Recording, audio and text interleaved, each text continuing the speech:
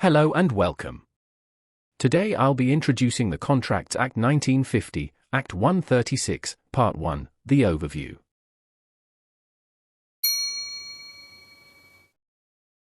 The Contracts Act 1950, Act 136, serves as the foundational legal framework governing contracts in Malaysia. It outlines the rules and principles for the formation, performance, discharge, and remedies associated with contracts.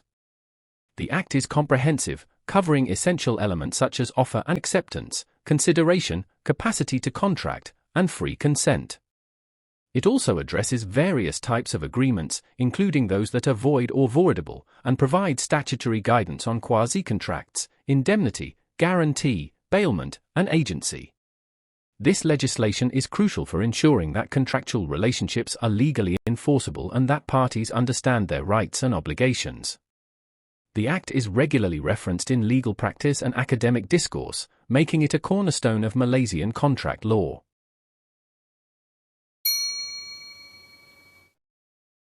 The Contracts Act 1950 is organized into several key parts that systematically address different aspects of contract law. These include definitions and preliminaries, communication and acceptance of proposals, the criteria for forming a valid contract, and the classification of agreements as void or voidable.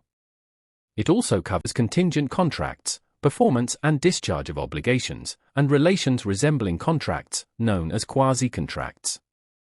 Additionally, the Act outlines the consequences of breach, including damages and other remedies, and provides detailed provisions on indemnity, guarantee, bailment, pledge, and agency.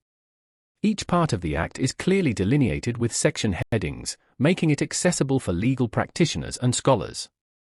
This structured approach ensures that users can navigate the Act efficiently and apply its provisions accurately in various contractual scenarios. Section 10 of the Contracts Act 1950 sets out the statutory test for a valid contract. All agreements are contracts if made by the free consent of competent parties, for a lawful consideration and object, and not expressly declared void. This definition encapsulates the essential elements required for enforceability. Section 2 provides further definitions, including proposal and acceptance, promisor and promisee, and consideration. Consideration, as defined in Section 2(d), includes acts or promises made at the desire of the promisor, which is broader than traditional English common law. These definitions form the backbone of contract law in Malaysia, guiding the interpretation and application of contractual principles in legal proceedings and commercial transactions.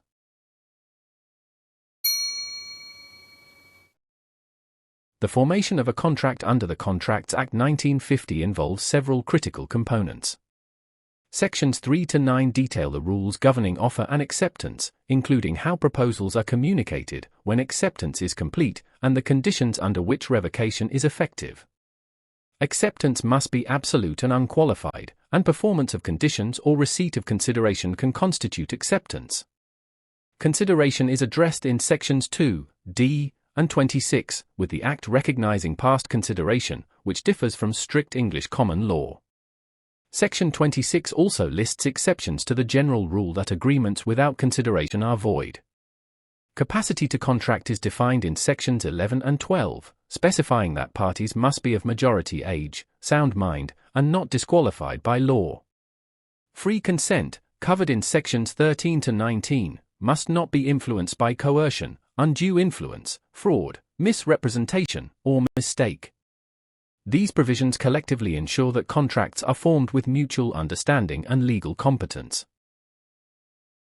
The Contracts Act 1950 identifies specific types of agreements that are either void or voidable.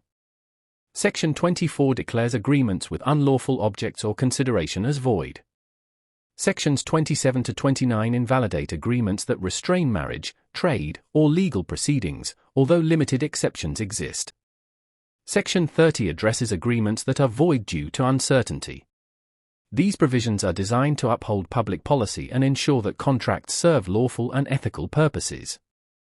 Void agreements are those that have no legal effect from the outset, while voidable agreements may be rescinded by one party due to factors like coercion or misrepresentation. Understanding these distinctions is crucial for determining the enforceability of contractual obligations and protecting parties from unfair or illegal terms.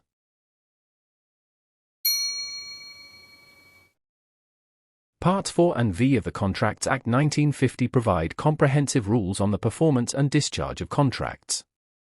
These include who is obligated to perform, the time and place of performance, reciprocal promises, and the devolution of rights and duties. Sections 56 and 57 address situations where performance becomes impossible or unlawful, allowing for discharge of the contract. The Act also covers novation, rescission, and other methods by which contracts may be terminated. These provisions are essential for determining whether a party has fulfilled their contractual obligations or is legally excused from performance. They offer clarity and predictability in contractual relationships, helping parties navigate complex scenarios such as unforeseen events or changes in circumstances. The Contracts Act 1950 outlines remedies for breach of contract, primarily through Sections 74 to 76. Section 74 establishes the principle of compensation for losses that naturally arise from the breach or were foreseeable at the time of contract formation. It excludes remote or indirect losses. Sections 75 and 76 deal with penalty clauses and the consequences of rescission. While the Act provides the statutory framework for damages, specific performance and injunctions are governed by the Specific Relief Act 1950, Act 137, which offers equitable remedies when damages are inadequate. Malaysian courts apply these statutory rules alongside common law principles, adapting them to modern commercial contexts, including digital assets and electronic agreements. This dual approach ensures that remedies are both fair and effective in addressing contractual breaches.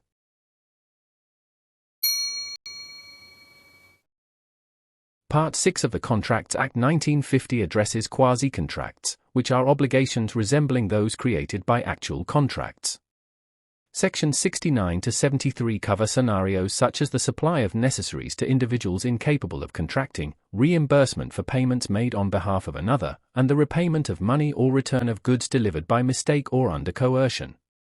Section 73 has been applied in contemporary cases, including the Luno Bitcoin case, demonstrating its relevance to digital transactions. There is ongoing academic discussion about integrating unjust enrichment principles to complement these statutory provisions. Quasi-contracts ensure fairness by imposing obligations where no formal agreement exists but where one party has benefited at the expense of another. These rules are vital for addressing gaps in contractual relationships and providing remedies in atypical situations.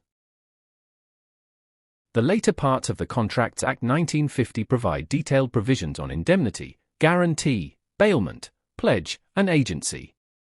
Sections 77 to 99 cover the liabilities of indemnifiers and sureties, the nature of continuing guarantees, and the rights of sureties. The Act also codifies the rules governing bailment and pledge, outlining the duties and rights of parties involved. The section on agency elaborates on the authority of agents, their duties, and the consequences of ratification and liability. These provisions are frequently invoked in commercial disputes and are essential for understanding the legal relationships that arise in business transactions. They offer a statutory basis for resolving issues related to third-party obligations and the delegation of authority, ensuring that such arrangements are legally sound and enforceable. As of 2025, the Malaysian government has initiated a review of the Contracts Act 1950 to modernize its provisions, particularly in light of developments in e-commerce and digital agreements. A committee comprising legal experts from Monash University and UKM was established to study potential amendments. This marks the first substantive review since 1976 and reflects the need to adapt the Act to contemporary commercial practices.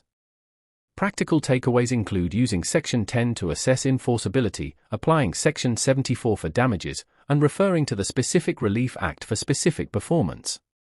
Courts have shown flexibility in applying the Act to digital issues, such as electronic signatures and smart contracts. These developments underscore the importance of staying informed about legislative changes and understanding how traditional legal principles are being adapted to modern contexts. If you like our content, kindly like, share and subscribe.